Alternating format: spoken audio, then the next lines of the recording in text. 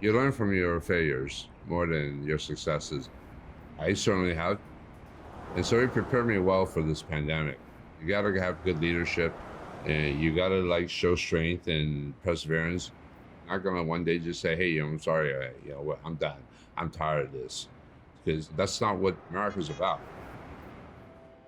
I'm George Chen. I'm the executive chef owner of China Live here in San Francisco. It is a food hall, marketplace, emporium, multiple floors with multiple bars, restaurants, and retail marketplace. And it was a big, ambitious project.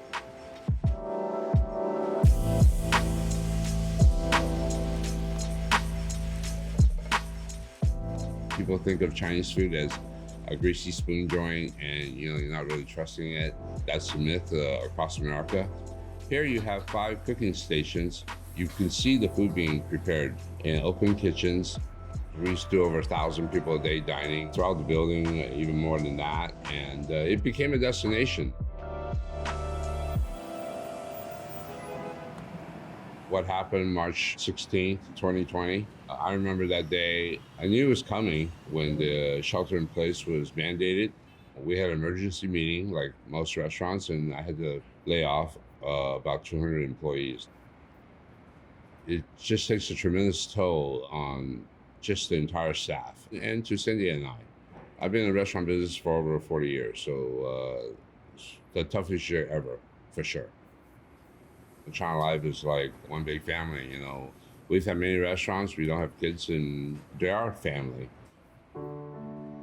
My dad was a career diplomat. We came here from Taiwan, a nationalist China, in '67, and I lived in LA. I didn't know what prejudice was, and I definitely felt it in the playgrounds, at school, being picked on, being called derogatory names. We had the xenophobia before the pandemic shut down, and then recently, in the last month or two, we've seen a lot of this Asian hate crimes increase, and it certainly concerns us. We're here in Chinatown in San Francisco. We're a large place called China Live with a lot of Chinese Asian employees.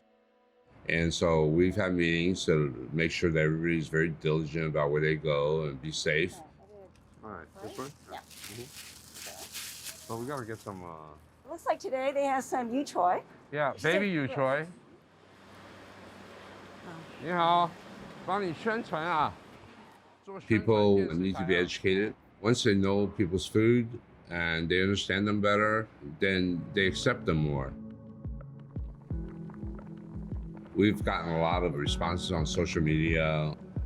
And so I feel real community support for what we did. So for me, through China Live and the cuisine that we do, we're hoping to bridge that gap, to bring people closer together so there is less prejudice. But we're also educating a greater community that is America about how great Chinese food can be. When the pandemic hit and as it evolved, we know that the business wasn't coming back between these 4 walls. So we were gonna lose a lot of business and we had to reach out. And how do we do that? We had to really push up our retail experience. We developed a lot more in-house pantry products, like our line of condiments, particularly our chili bean sauce, which is super popular. We enhanced our e-commerce so people could get deliveries more. We also did ghost kitchens, or virtual kitchen partner, has expanded our footprint to 10, 12 locations without the Bay Area, all the way down to San Jose into Berkeley. When the shelter in place was enacted, they allowed some outdoor seating, which we did. And then they said that you could build some parklets. And that allowed us to increase our outdoor seating to about 50 to 60.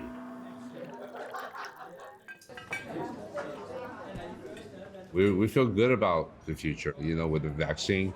I think we're going to finally come out of this thing, and people need to feel safe to interact, to dine out, to break bread, to have a bottle of wine together. It's important. It's part of our lives.